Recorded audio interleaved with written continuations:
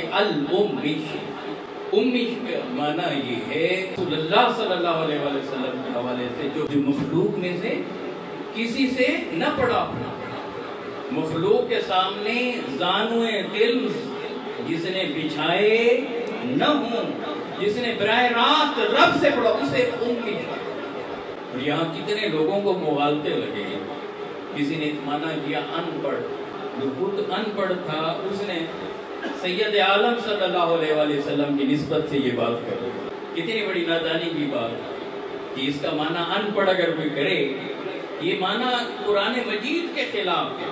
قرآن کی تفسیر قرآن سے بھی ہوتی ہے، تفسیر قرآن بالقرآن اسے کہتے ہیں۔ قرآن اپنے ہی ایک حصے کی دوسری جگہ پر وضاحت بھی کرتا ہے، تفسیر بین الآیات اسے کہتے ہیں، ایک آیت دوسری آیت کو کھولتی ہے۔ قرآن کہتا ہے کہ ہم نے تو اپنے محبوب کی بارگاہ میں تو اپنا پہلا میسج پہنچایا، اس کا آغاز ہی ہم نے اس بات سے کیا، اقرا، پڑھیے۔ جب میرے حبیب علیہ السلام نے جب پڑھا اقرا باسم ربک الذی خلق، حبیب نے پڑھا یا نہیں پڑھا؟ بولیں، پڑھا یا نہیں پڑھا؟ پڑھا نا؟ میرے حبیب نے سب سے پہلے تو حبیب نے پڑھا نا صلی اللہ علیہ وسلم، پھر امت نے پڑھا، پھر باقیوں نے پڑھا اقرا۔ نادان انسان یہ کہہ رہا ہے وہ ان پڑھ۔ قرآن کہتا ہے پہلی ہی لائن کے پہلے ہی لفظ میں بتا رہا ہے اقرا۔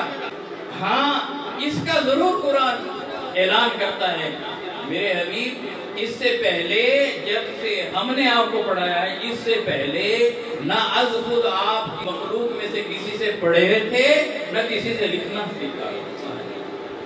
پھر قرآن مجید کا ذرا مطالعہ کیجیے۔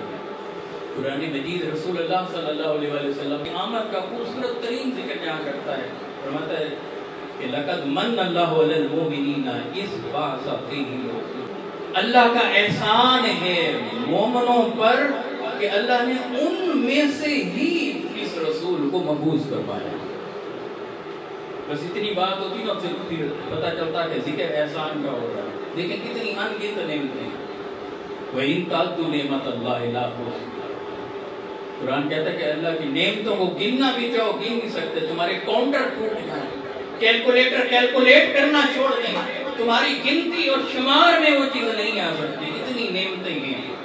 اور پھر ان نعمتوں میں سے صرف ایک ہی نعمت عظمیٰ اور نعمت کبریٰ کا ذکر کرتا ہے اور احسان کے ساتھ کرتا ہے، کہتا ہے کہ نعمتیں تو ساری ہیں ہی میری ہی عطا کردہ ہیں، مگر دیکھو کہ جس ہستی کی وجہ سے یہ ساری کائنات بنی اور یہ ساری نعمتیں تمہیں ملی، جب وہ تمہارے درمیان آ رہے ہیں تو اب اللہ کا تم پر احسان ہے۔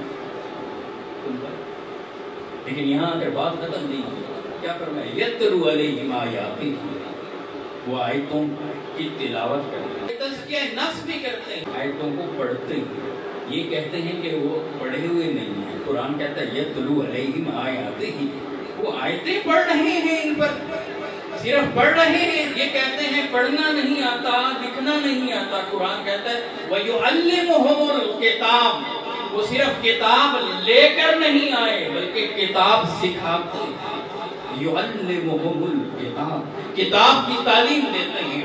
بتائیں جو تعلیم دے رہا ہو جو شخص، وہ پڑھا لکھا ہوتا ہے یا ان پڑھ؟ قرآن تو تعارف ہی کرا رہا ہے۔ پھر یہی بات کو محدود نہیں کیا، فرمایا کہ اور انہیں وزڈم عطا کرتے ہیں، دانا بناتے ہیں۔ جو دانائی عطا کرنے والا ہو وہ پڑھا لکھا ہوگا۔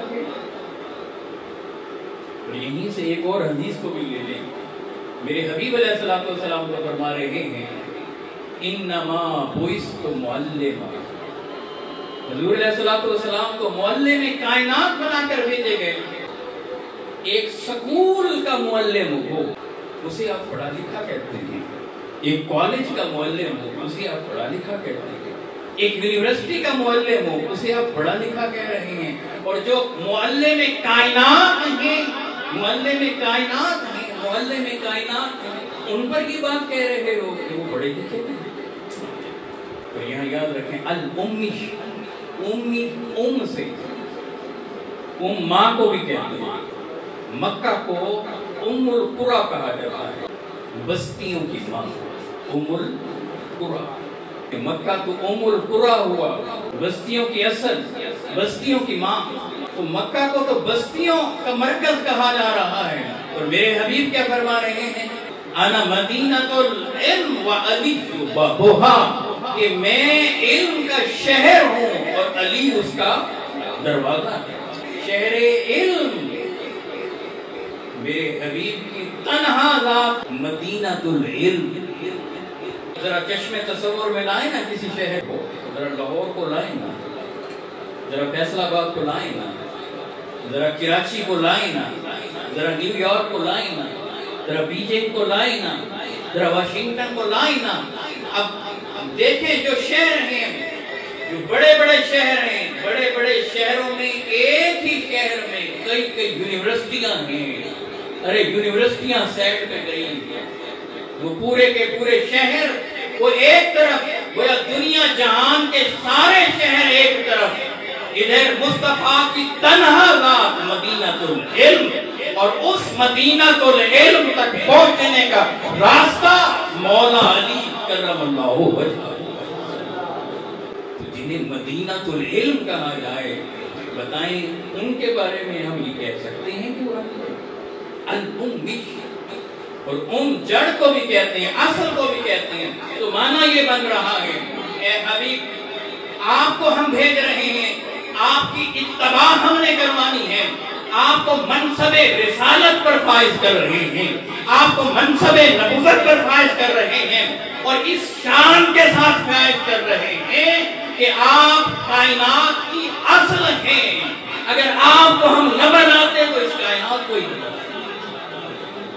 النبی الأمی، اب سمجھ میں آیا کہ کائنات کا جو دولہا تھا، اس کو جب میرا رب بھیج رہا تھا تو اس کا تعارف کرا رہا تھا، کہا کہ محض اسے عبداللہ کے گھر میں پیدا ہوتا نہ دیکھنا، نام ان کا محمد ہے یہ ہمارے محبوب، منصب رسالت ہے، تاج ختم نبوت ان کے سر پر سجا ہے۔